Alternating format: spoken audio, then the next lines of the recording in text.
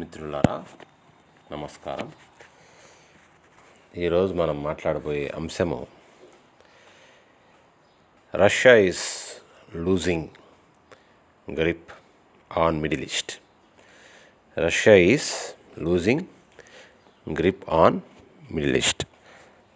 ప్రధాన అంశము రష్యా అనే ఒక అగ్రరాజ్యంగా పేరు పొందినటువంటి రష్యా మిడిల్ ఈస్ట్ మీద, మధ్యప్రాచ్యం పైన తన పట్టుని కోల్పోతుంది అనేది మన ప్రధాన అంశం. దాంతోపాటుగా మిగతావి కూడా మనం చర్చించుకుందాం. Yes, Russia is losing grip on Middle East. కోల్పోతూ ఉందా అంటే కోల్పోతుందని చెప్పాలి. ఎందుకనంటే ఇరాన్ని రక్షించలేకపోతుంది రష్యా. సో ఇరాన్కి రష్యా చాలా కాలంగా తన సహకారం అందిస్తూ ఉంది, వెపన్స్ పరంగా, టెక్నాలజీ పరంగా. కానీ ఇప్పుడు రక్షించలేకపోతుంది. ఈ రష్యానే కాదు, మనం ముందే గమనించుకుంటే సిరియాలో కూడా అసద్ ప్రభుత్వం చాలా ఏళ్ళ పాటు, దాదాపు ఒక దశాబ్దం పైన యుద్ధం జరుగుతూ ఉంటే అసద్ ప్రభుత్వాన్ని కాపాడుకుంటూ వచ్చింది రష్యా. దానికి మరి ఇప్పుడు ఆ ప్రభుత్వం కూలిపోయింది. అంటే మనం ఓన్లీ యుక్రెయిన్ వరకే చూస్తున్నాం, కానీ రష్యా నిజానికి ఓడిపోతుంది. ఈ రష్యా అమెరికా మధ్య జరుగుతున్నటువంటి ఈ రెండు డైరెక్ట్గా కొట్టుకో ఎక్కడ, అదే ప్రచ్ఛన్న యుద్ధం. దాన్నే ప్రచ్ఛన్న యుద్ధం. సో యాక్చువల్గా ప్రచ్ఛన్న యుద్ధం అయిపోయింది అనుకున్నారు అందరూ. సో యుఎస్ఎస్ఆర్ని ఎప్పుడైతే కూల్చగలిగిందో అప్పుడే అయిపోయింది అనుకున్నారు. ఈ ప్రచ్ఛన్న యుద్ధంలో వాస్తవానికి యుక్రెయిన్ మీద పట్టు గెలుస్తున్నట్టు అనిపిస్తున్నప్పుడు కూడా సిరియా మీద పోయింది, తర్వాత ఇరాన్ మీద కూడా తన పట్టు కోల్పోయింది. సో వాస్తవాన్ని చెప్పాలంటే ఇవి రష్యాకి పెద్ద లాస్. అమెరికా తెలివిగా ఏం చేసిందంటే ఆఫ్ఘనిస్తాన్ నుంచి, the place of graveyard of empires అని పేరు పడినటువంటి ఆఫ్ఘనిస్తాన్ నుంచి బయటకు వచ్చేసింది. అప్పుడు ఏమనుకున్నాయంటే రష్యా, చైనా రెండు ఏమనుకున్నాయంటే అమెరికా వీక్ అయిపోతుంది, దాని ఫైనాన్షియల్ కూడా వీక్ ఇది మనం, సో మిడిల్ ఈస్ట్ నుంచి, ఏషియా నుంచి అమెరికాని పంపించగలిగాము అనుకున్నారు అన్నమాట. కానీ ఆ తర్వాత నుంచే స్టార్ట్ అయింది ఇజ్రాయెల్ వారు, యుక్రెయిన్ వారు. సో అది అమెరికా ప్లాన్ని వీళ్ళు పసిగట్టడంలో అక్కడ దెబ్బతిన్నారు. సో యుఎస్ఎస్ఆర్ని ముక్కలు చేయడంతోనే రష్యా పతనం ప్రారంభమైంది. ఇప్పుడు రష్యాకి మరింత దగ్గరగా రాగలిగింది అమెరికా. ఎలాగంటే సిరియాలో రష్యా ప్రభుత్వాన్ని దించడం ద్వారా, యుక్రెయిన్లో రష్యాకి వ్యతిరేక ప్రభుత్వాన్ని నిలబెట్టడం ద్వారా. ఇది అసలు టూ ఐడియాలజీస్ మధ్య యుద్ధం. ఇది రెండు దేశాల మధ్య యుద్ధం అనుకోవడం మనం అనుకుంటాం, కానీ ఇదేంటంటే డెమోక్రసీ వర్సెస్ కమ్యూనిజం. అయితే ప్రాక్టికల్గా చూసుకుంటే డెమోక్రసీ గవర్నమెంట్ ఉన్న చోట డెమోక్రసీ కనిపిస్తుంది, ప్రభుత్వాలు మారుతుంటాయి, ఎలక్షన్స్ జరుగుతుంటాయి. కానీ వాటిని ఇండైరెక్ట్ కంట్రోల్ చేసేది క్యాపిటలిజం. అలాగే ఈ కమ్యూనిజంలో కూడా మనం చూస్తుంటే డైరెక్ట్ చూడడానికి ఇక్కడ డెమోక్రసీ కనపడదు.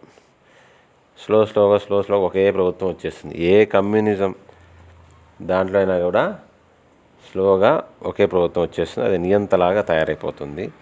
సో వీళ్ళు దీన్ని క్యాపిటలిజం వర్సెస్ పవరిజం అనుకోవచ్చు. రెండిట్లో కూడా రెండు ఫెయిల్ అయిపోయినట్టే ప్రాక్టికల్గా. ఎందుకంటే మెజారిటీ రిసోర్సెస్ ఆ దేశాల్లో తక్కువ మంది చేతిలోకి వెళ్ళిపోయాయి. సో అమెరికాకి ఇండియా, చైనా మీద పట్టు కోసం పాకిస్తాన్ కావాలి, అలాగే రష్యా మీద పట్టు కోసం యుక్రెయిన్ కావాలి, అలాగే గల్ఫ్ మీద పట్టు కోసం ఇజ్రాయెల్ కావాలి, అలాగే సౌత్ ఈస్ట్ ఏషియా మీద పట్టు కోసం దానికి తైవాన్ కావాలి, అలాగే సౌత్ కొరియా కావాలి. ఇప్పుడు మీకు అర్థమవుతుంటుంది అమెరికా మైండ్ సెట్ ఏంటనేది. అమెరికా ఒక ప్రపంచ పోలీస్లా వ్యవహరిస్తుంది, కానీ తన స్వార్థమే తనకు ముఖ్యం. No ideology, no philosophy, no sentiment, no character, no personality, only power and money. ఇక్కడ పుతిన్ కూడా ఏం తక్కువేం కాదు. అతను ప్రజాస్వామ్యానికి ప్రతిపక్ష నాయకుడైన నావల్గీని దుర్మార్గంగా చంపేశాడు. అయితే ఏమీ లాభం ఏం లేదు. స్లోగా హీఈస్ లూజింగ్ బిగ్. గల్ఫ్లో యాక్చువల్గా అప్పుడు రెండు ధృవాల ప్రపంచం ఉన్నప్పుడు గల్ఫ్లో మెజారిటీ సున్నీ ప్రభుత్వాలు ఉంటాయి, సున్నీ కంట్రీస్ ఉంటాయి, సున్నీ గవర్నమెంట్స్ ఉన్న కంట్రీస్ ఉంటాయి. సో ఇవి తెలివిగా తెలివి తక్కువ, మొత్తానికి తెలివిగా అమెరికా అయితే వాళ్ళని తన వైపు తిప్పుకోగలిగింది. ఏది సౌదీని తిప్పుకోవడంతో. సో ఆ సౌదీని సపోర్ట్ చేసి అక్కడి సౌదీ ఎప్పుడైతే, సో ఈ సున్నీలందరికీ హెడ్ లాంటి ఏది మన సౌదీ ఎప్పుడైతే అమెరికా వైపు ఫేవరబుల్ వెళ్ళిపోయారో మిగిలినవి కూడా ఫేవరబుల్. అయితే షియా దేశాలను, ఇరాన్ మెయిన్గా, సో ఇరాను చాలా ఇంకా దానికి ఆప్షన్ లేక it went towards the side of the Russia. అయితే ఇప్పుడు అది రష్యా వీక్ అవ్వడంతో అది కూడా ఇబ్బంది పడుతూ ఉందన్నమాట. Okay, but Putin is losing grip, he's going to lose big. China కూడా పెద్దగా సపోర్ట్ చేస్తున్నట్టు కనిపించట్లా. చైనా కూడా ఏమనుకో రష్యా పడిపోతే తనే సూపర్ పవర్ అయ్యవచ్చు అనుకుంటుందేమో. చైనా పెద్ద యుద్ధాలు చేయదండి ఎప్పుడు. ఒకే ఒక పెద్ద యుద్ధం చేసింది, అది ఇండియాతో. అప్పటితో దానికి అర్థమైపోయింది. 2 యుద్ధాలు చేసింది, ఒక పెద్ద యుద్ధం చేసింది, ఒక చిన్న యుద్ధం చేసింది. సో దాంతో అర్థమైపోయింది that was the last mistake of the China. ఇప్పటి వరకు ఇండియా అన్ని యుద్ధాల్లో గెలుస్తుంది, ఒక్క చైనాతో మాత్రం ఆ పంచశీల ఒప్పందం నమ్మి అనుకోకుండా అప్రమత్తంగా లేని సమయంలో అటాక్ చేయడం వల్ల ఓడిపోయినప్పటికీ కూడా రెండోసారి సిక్కిం కోసం జరిగిన ఫైట్లో మళ్ళీ గెలుచుకుంది. అప్పుడు చైనాకు తెలిసి వచ్చింది ఇండియా బలం ఏంటనేది. సో అప్పటి నుంచి మనతో పెద్దగా అది మనల్ని పెద్దగా డిస్టర్బ్ చేయట్లేదు. ఈ జెలెన్స్కీ అనే ఒకే ఒక్కడు రష్యాకి సిరియాలో ఇరాన్ మీద పట్టు కోల్పోవడానికి కారణమయ్యాడు. Only 1 person, short person, small persons, ఒక చిన్న దేశం. సో కాబట్టి ఇవన్నీ చూస్తే రష్యా నిజంగానే చాలా వీక్ అవుతుంది. దాని దగ్గర డబ్బు లేదు, ఆయుధాలు ఏమో కుప్పలుగా ఉన్నాయి, అవి వాడేదానికి మనుషులు లేరు. మనుషులు లేక కొరియా నుంచి సైన్యం తెప్పించుకుంటుంది, కుర్దుల దగ్గర నుంచి సైన్యం ప్రపంచంలో ఎక్కడెక్కడి నుంచో రిక్రూట్ చేసుకుంటుంది. సో ఇది ఒక క్రైసిస్. ఇప్పుడు వరకు దేశాలన్నీ ఏమనుకున్నాయి, మన దగ్గర టెక్నాలజీ, వెపన్స్ బాగుంటే చాలు, సోల్జర్స్ పెద్ద లేకపోయినా ఇది అనుకున్నారు. సో ఇది ఎట్లుంటుంది, అతివృష్టి అనావృష్టిలాగా ఉంటుంది. ఇప్పుడు ఆఫ్ఘనిస్తాన్ లాంటి దేశాలకు వెళ్తే వాళ్ళ దగ్గర మనుషులు ఎక్కువ ఉంటారు, సైన్యం ఎక్కువ ఉంటుంది, ఆయుధాలు ఉండవు. ఇక్కడ సేమ్ యుక్రెయిన్ రివర్స్, వీళ్ళ దగ్గర ఫైట్ చేయడానికి మనుషులు రెడీగా ఉన్నారు, కానీ ఆయుధాలు తక్కువ ఉన్నాయి. సో గవర్నమెంట్స్ ఏమనుకుంటున్నాయి, సైన్యం తగ్గించుకోవాలి, బడ్జెట్ తగ్గించుకోవాలనుకుంటారు, వాళ్ళ ఇలా బరువు తగ్గించుకోవాలి. కానీ సైన్యం కూడా చాలా ఇంపార్టెంట్ ఈ వార్ ద్వారా మనకు అర్థమవుతుంది. ఇంకోటి, ఈ వార్ ద్వారా మనకు ఏం అర్థమవుతుందంటే, పెద్దగా ఇప్పుడు వార్స్ని ఏవి ఇన్ఫ్లుయెన్స్ చేస్తున్నాయంటే పెద్ద పెద్ద విమానాలు, ట్యాంకర్స్, అసలు ట్యాంకర్స్ పెద్దగా, ఇప్పుడు కొత్తగా డ్రోన్స్ కొత్తగా ఎమర్జ్ అయినాయి. ఇది ఒక యుద్ధంలో మనం తెలుసుకోవాల్సిన first point. Next iron dome కూడా మనం ఛేదించవచ్చు.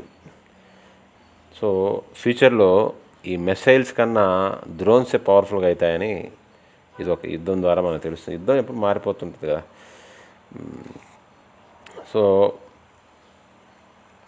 సో రష్యా ఆఫ్ఘనిస్తాన్ని ఆక్రమించి ఏం పెద్ద సాధించింది, అలాగే ఇప్పుడు యుక్రెయిన్ మీద వెళ్ళి ఏం సాధించేది ఏం లేదు.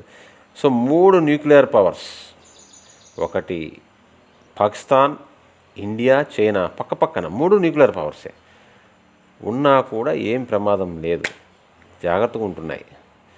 అలాంటిది పక్కనే ఉన్న ఉక్రెయిన్ దేశంలో ఏ ప్రభుత్వం ఉంటే ఏంటి, ఎవరుంటే ఏమి, ఆ ప్రభుత్వం ఏ పాలసీ ఉంటే ఏంటి, అది అర్థం చేసుకోకుండా అనవసరంగా పుతిన్ యుద్ధంలోకి దిగి ఒకవైపు ఇరాన్ని కోల్పోతున్నాడు, ఇంకోవైపు సిరియాను ఆల్రెడీ కోల్పోయాడు. యుక్రెయిన్ మీద గెలుస్తాడో లేదో తెలియదు. సో దీన్ని మాత్రం మనం పుతిన్ మిస్టేక్ అని మాత్రం చెప్పవలసి వస్తుంది. స్వస్తి స్వస్తి స్వస్తి.